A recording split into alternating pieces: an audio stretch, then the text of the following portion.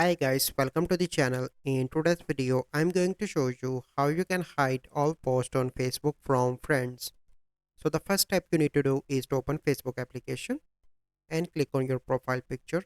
Then you need to scroll down and click on settings and privacy. From here you need to click on settings, scroll down, and here you can see different options. So you simply need to select the option that is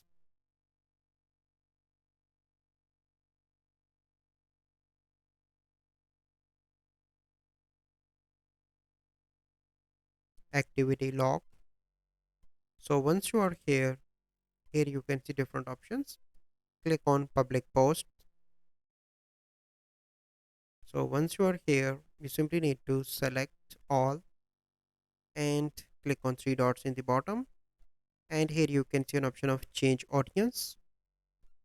Click on change audience, and to hide from every person or your friends, click on only me and click on change. Once you've done that, your all posts that are public will be hidden from your Facebook profile. So this is the process that you need to follow. So I hope you find this video helpful. If you find this video helpful, must like this video, subscribe to our YouTube channel for future videos. We'll see you in the next video. Thank you. Have a good day.